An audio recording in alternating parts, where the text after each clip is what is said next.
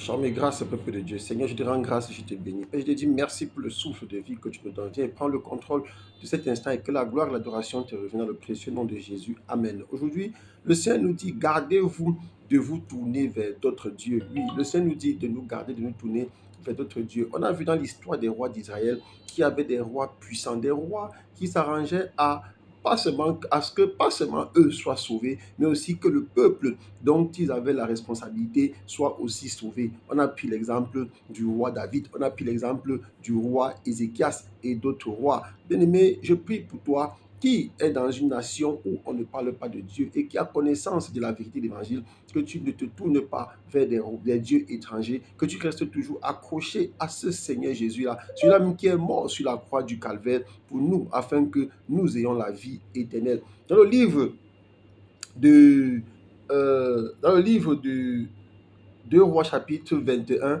on a parlé de Manassé qui fut le successeur du roi Ézéchias. On a vu que Ézéchias fit ce qui plaisait à Dieu, ce qui plut à Dieu entièrement, comme le roi David, son père. Mais son successeur Manassé est devenu un roi infidèle. Il n'a pas fait ce qui plaisait à Dieu. On voit ici qu'il fit ce qui déplaît à Dieu. Il imita les pratiques abominables des nations. Il instaura le culte de Baal, des lieux sacrés, des astres, les astres, l'astrologie, oui, il dressa des autels païens dans le temple du Seigneur. Il offrit ses fils en sacrifice.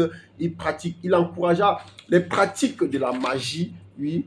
On dit Manassé a tellement péché qu'il consulta ceux qui interrogeaient les morts. Il fabriqua des statues dressées à Astarté et la plaça dans le temple de Dieu. Donc là, c'est un résumé comme ça parce que je vous ai dit, quand j'ai lu l'histoire de tous les rois d'Israël, j'ai fait le résumé de chacun de ces rois. Maintenant, que nous dit le Seigneur Dieu à propos de tout ce que Manassé a fait? Le Seigneur dit, gardez-vous de vous laisser séduire, de laisser votre cœur. Nous sommes dans le Deutéronome chapitre 11. Le Seigneur dit, gardez-vous de vous laisser séduire, de vous détourner, de servir d'autres dieux et de vous prosterner devant eux. Le Seigneur nous met en garde. Il dit, la colère d'Éternel s'enflammerait alors contre vous. Il fermerait les cieux. Il n'y aurait point de pluie. La terre ne donnerait plus ses produits et vous péririez promptement dans le bon pays que l'Éternel vous a donné. On sait bien aimé que c'est après les erreurs, les pratiques abominables, les pratiques infidèles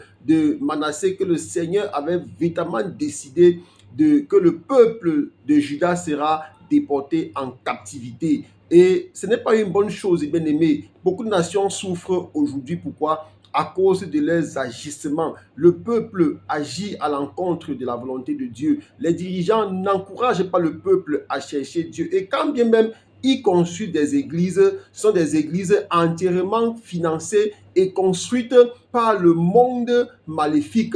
Et s'il faut même que les fidèles contribuent, ils ne contribuent que très peu. Et parce que cet argent qu'ils ont contribué est mélangé avec de l'argent sale, la vie de ces fidèles-là stagne. Et beaucoup se retrouvent dans des grandes églises et sont contents de servir Dieu. Malheureusement pour eux, lorsqu'ils meurent, ils se retrouvent au séjour des morts. Dans le Lévitique 19, le Seigneur dit, ne vous tournez point vers ceux qui évoquent les esprits, ni vers les devins, ne les recherchez point, de peur de vous souiller avec eux. Il dit, je suis l'Éternel, votre Dieu. Le Seigneur dit de ne pas chercher les marabouts, de ne pas aller vers les voyants, de ne pas aller vers les diseurs de bonnes aventures. Le Seigneur dit de ne pas se détourner de sa face, parce que faire cela, c'est pratiquer l'idolâtrie, c'est l'infidélité. On a vu que avec Dieu, l'infidélité avait deux sens, plusieurs sens. On a vu aussi qu'avec Dieu, l'adultère avait deux sens. Donc, nous ne devons pas interpréter seulement dans le cadre d'une relation homme et homme ou d'une relation homme et femme. Et le Seigneur dit, tu craindras ton Dieu. Je suis l'Éternel. Donc, bien aimé, tu dois tout faire pour marcher dans la volonté de Dieu. Qu'est-ce qu'il y a comme moins de problème? Au lieu de mettre les genoux par terre, on voit des gens qui courent seulement s'asseoir chez le marabout, verser de l'argent. Et on voit les gens qui courent à l'hôpital, verser l'argent. Mais quand il faut chercher Dieu, quand il faut aller demander de marcher pour aller à l'église, ils n'ont pas l'argent pour la moto, ils n'ont pas l'argent pour le taxi. Mais s'il faut aller chez le marabout, verser l'argent,